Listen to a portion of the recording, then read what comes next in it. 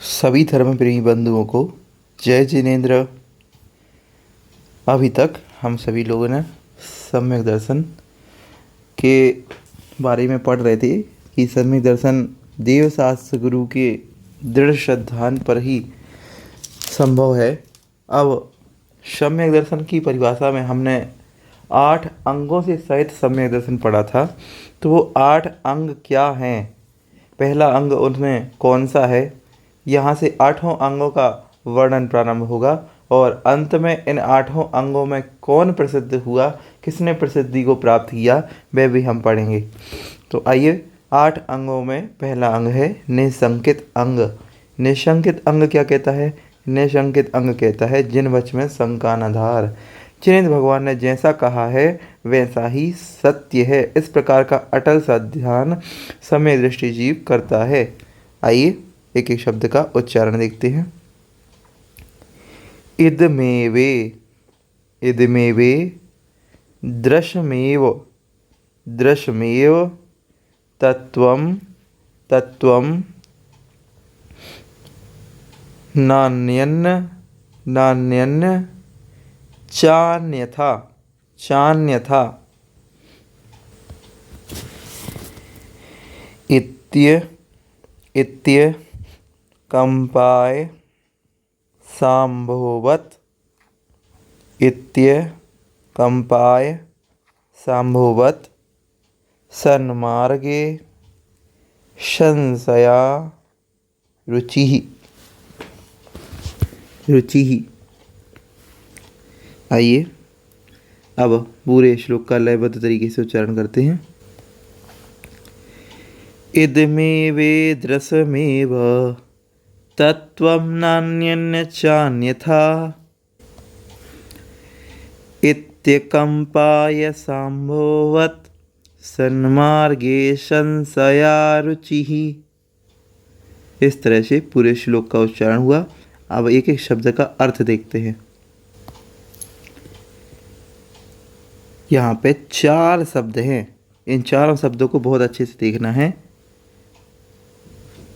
पहला शब्द है इदम प्लस एव, दूसरा है ईदृशम एव। यहाँ पे 4 शब्द हैं, इन 4 शब्दों से मिलकर के ये शब्द बना है। इदम मतलब होता है यह, एव मतलब होता है ही। तो तत्व के बारे में यहाँ पे आचार्य महाराज कह रहे हैं कि आचार्यों ने जिस प्रकार के तत्वों का स्वरूप बताया है, जिस प्रकार का तत्व बताया है, वह इदम एव, यह ही है। इस प्रकार का श्रद्धान करना कि तत्व इदम मतलब यह, एव मतलब ही है, यह ही है, और ईदृशम एव इस प्रकार का ही है, जिस प्रकार का बताया है यही है और इस प्रकार का ही है, यही है, इस प्रकार का ही है। क्या? तत्व। और आगे एक और शब्द है, लिखा है ना अन्यन च अन्यथा। यहाँ पे भी संधि विच्छेद देखिएगा, ना अन्यत च अन्यथा। ना मतलब नहीं है, अन्यत मतलब अन्य, अन्य नहीं है, नहीं है, अन्य, अन्यत मतलब अन्य नहीं है। चा मतलब होता है और अन्यथा अन्य प्रकार का भी नहीं है। तत्व जो है ये ही है, इसी प्रकार का है, यही है और इसी प्रकार का है, और नहीं है अन्य, अन्य मतलब अन्य नहीं है और अन्य प्रकार का भी नहीं है। समझ में आया? पुनः देखिएगा, समझ में नहीं आया तो आगे चलते हैं। यहाँ पर फिर से एक बड़ा सा शब्द है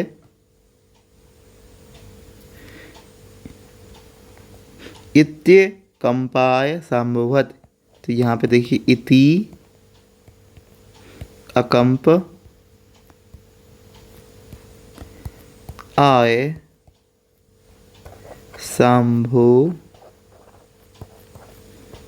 वत, 4 शब्द यहाँ पे हैं।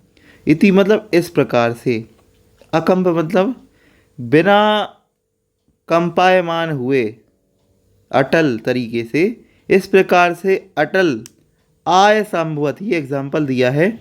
आय संभवत मतलब, आय मतलब होता है लोहा, और संभवत लोहे पर पड़े हुए पानी की तरह, लोहे के समान, लोहे के पानी की तरह। तलवार की जब शुद्धि, तलवार जब की एक्यूरेसी, प्योरिटी जब चेक की जाती है, उस समय उस पर पानी छोड़ा जाता है। तो उसी का यहाँ पे एग्जाम्पल आचार्य महाराज कह रहे हैं, आय सांभवत, लोहे पे पानी के समान। शन मार्गे, सन मार्गे मतलब क्या है यहाँ पे? सन मार्गे मतलब है सन मार्ग में, सन मार्ग अर्थात भगवान के बताए हुए मोक्ष मार्ग में। यहाँ पे लिखा है रुचि करना, रुचि करना, पीछे लिखा है रुचि करना। भगवान के द्वारा बताए हुए सच्चे मार्ग में, मोक्ष मार्ग में रुचि करना, श्रद्धान करना, असंशया, असंशया मतलब निसंकित अंग है, निसंकित अंग है। किसमें? सन मार्गे, मोक्ष मार्ग में इस प्रकार की रुचि अर्थात श्रद्धान करना असंशय अंग है। ठीक। इति अकंपाय संभवत, इस प्रकार का अकंप लोहे के पानी के समान मोक्ष मार्ग में श्रद्धान करना असंशय अंग है। असंशय अंग का दूसरा नाम निशंकित अंग है। उम्मीद करता हूँ आप लोगों को समझ में आया होगा। आचार्य महाराज कह रहे हैं जो तत्व है उसके विषय में इस प्रकार का श्रद्धान करना कि तत्व यही है, यह इसी प्रकार का है, अन्य नहीं है और अन्य प्रकार का भी नहीं है। इस प्रकार का अटल जो लोहे के पानी के समान भगवान के बताए हुए मार्ग में, मोक्ष मार्ग में श्रद्धान करना, रुचि करना ही निसंकित अंग है, निसंकित अंग है। आइए श्लोक क्रमांक 12 की ओर चलते हैं। अगला श्लोक, निकांक्षित अंग। निसंकित अंग के बाद आता है निकांक्षित अंग। निकांक्षित अर्थात सुखों की कांक्षा नहीं करना, बदले में किसी प्रकार हम भगवान की भक्ति कर रहे हैं, उसके बदले किसी प्रकार के सुखों की कांक्षा नहीं रखना कि हमें अपनी भक्ति के बदले ये मिल जाए, वो मिल जाए। तो जो सम्यक दृष्टि है जीव है, वो किस प्रकार का चिंतन करता है इस विषय में आइए देखते हैं। कर्म परवशे, कर्म परवशे शांते दुःखई, दुःखई रंत ऋतोदये, ऋतोदये पाप बीजे, पाप बीजे सुखे नास्था, सुखे नास्था श्रद्धा, श्रद्धाना, श्रद्धानाकांक्षणा, श्रद्धानाकांक्षणा स्मृता, श्रद्धानाकांक्षणा स्मृता। आइए पूरे श्लोक का एक साथ उच्चारण देखते हैं। कर्म परवशे शांते दुःखैरन्तरितोदये पाप बीजे सुखे नास्था श्रद्धानाकांक्षणा स्मृता। एक बार फिर से, कर्म परवशे शांते दुःखैरन्तरितोदये पाप बीजे सुखे नास्था श्रद्धानाकांक्षणा स्मृता। इस तरह से इस श्लोक का उच्चारण हुआ। आइए अब एक एक शब्द का अर्थ देखते हैं।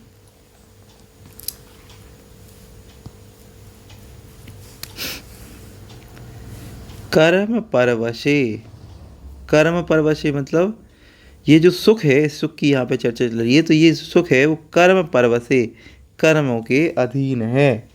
कर्मों के अधीन कैसे है सुख? जो सुख दुख का हमें वेदन होता है वह साता और असाता वेदनीय कर्म की वजह से होता है।